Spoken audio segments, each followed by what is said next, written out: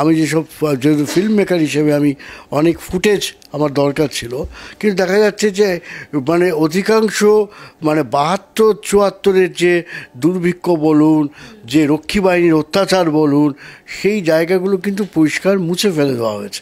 আমি আপনাকে একটা ঘটনা বলি, এই ঘটনাটা প্রত্যেকের জানা উচিত বোধহয়, যে খুবই বেদনাদায়ক একটা ঘটনা রক্ষী বাহিনী করেছিলেন। আমাদের এখানে যারা মানুষজন অনেকে খোঁজখবর রাখবেন যে ইলামি চক্রের ওপরে অত্যন্ত ঘৃণ্য আচরণ হয়েছিল, অত্যাচার করা হয়েছিল। আমি বলবো যে রক্ষী বাহিনীর অত্যাচারে ওই সময় একসময় নকশাল নেতা ছিলেন শান্তি সেন, তার ছেলে, বউ এবং তার স্ত্রীকে যেভাবে শান্তি সেনের খোঁজে এবং শান্তি সেনের ছেলের খোঁজে যেভাবে তাদের অত্যাচার করা হয়েছিল, সেটা নতুন করে সামনে আসার দরকার। আমি ঘটনাচক্রে তাদের সাথে যোগাযোগ করতে পেরেছিলাম, কিন্তু আপনি শুনলে অবাক হবেন, তারা আমাকে রাজি হয়েও তারা ইন্টারভিউ দিতে চাইলেন না। অনেকটা ভয়, বললেন যদি আওয়ামী লীগ এখনও আমাকে মারে তাহলে সে দায়িত্ব কি আপনি নেবেন?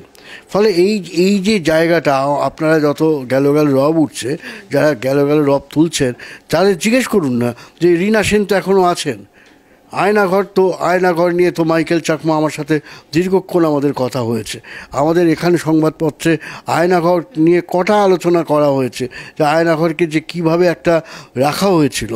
যারা অনেকে বলছেন যে এর কোনো প্রমাণ নেই, এইসব বাজে কথা। শোনেন, এগুলো বাজে কথা বলে একটা বিভ্রান্তি ছড়ানো হচ্ছে। শোনেন, আওয়ামী লীগের মধ্যেও নিশ্চয়ই অনেক ভালো মানুষ থাকতে পারে, আমি তো সেটা বলবো না যে সব মানুষ খুব খারাপ, কিংবা তাদের আমি সবাইকে যে চিনি তাও তো না। আওয়ামী লীগের সহযোগী অনেক দলের মধ্যে নিশ্চয়ই অনেক ভালো মানুষ ছিলেন বা এখনও আছেন, কিন্তু সামগ্রিক তাদের যে নীতি ছিল, আমি আগেও বলেছি আবারও বলবো, সেই নীতিকে সাফাই দেওয়ার মতো কোনো জায়গা এখনও তৈরি হয়নি। এবং সত্যিকারের দুঃখটা কোথায় জানেন?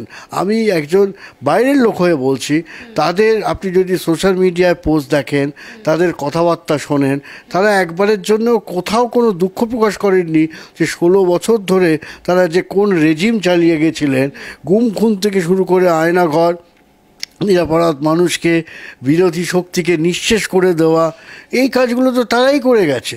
আজকে যখন প্রশ্ন উঠছে যে তাদের ব্যান করা হবে কি না, তাদের নিষিদ্ধ ঘোষণা করা হবে কি না, তারা কেন কান্নাকাটি করছে?